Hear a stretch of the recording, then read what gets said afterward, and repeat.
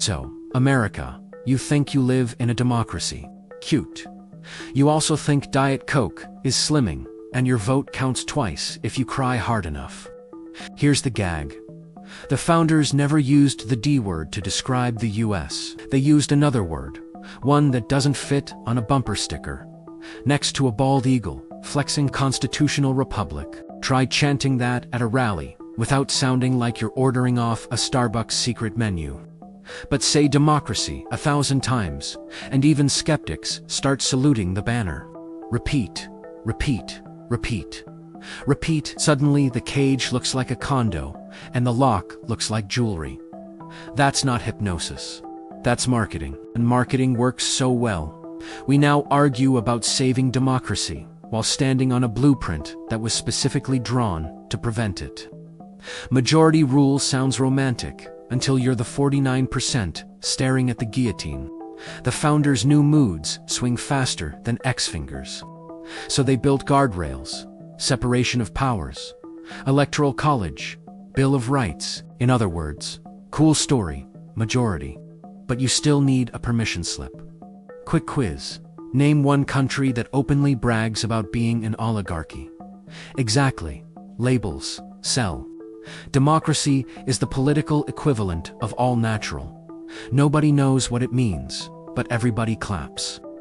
World War II gave Washington a global stage and a thesaurus. Selling constitutional republic to allies sounded like asking them to try gluten-free freedom.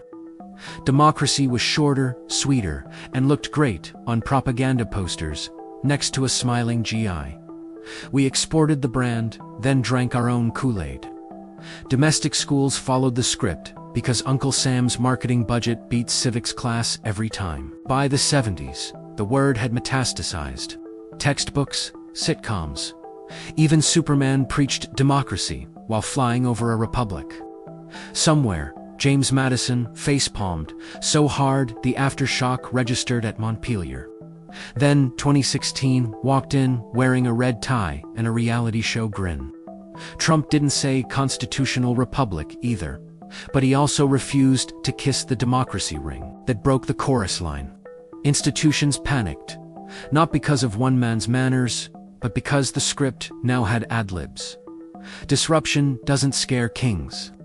It scares the court jesters who choreograph the applause. Notice, the backlash was never about policy details. It was about vocabulary.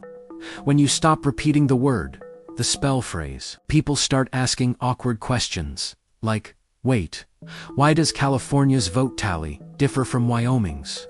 Cue the meltdown. Words shape expectations. Expectations shape laws.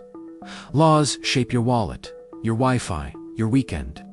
Let the wrong label march unchecked, and soon the majority believes it can vote away whatever minority it dislikes today. Tomorrow, the minority might be you. Sipping a kale smoothie while the crowd decides your carbon footprint is a felony. Still think labels are harmless? Try boarding a plane labeled glider.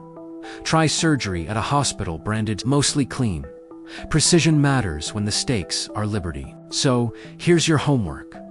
Next time a politician wraps themselves in the democracy flag, ask them to define it without using the word people. Watch the stutter, the sweat, the scramble. Then ask yourself if you'll keep swallowing the slogan, or read the contract you actually signed. Truth doesn't pick sides, it just reveals.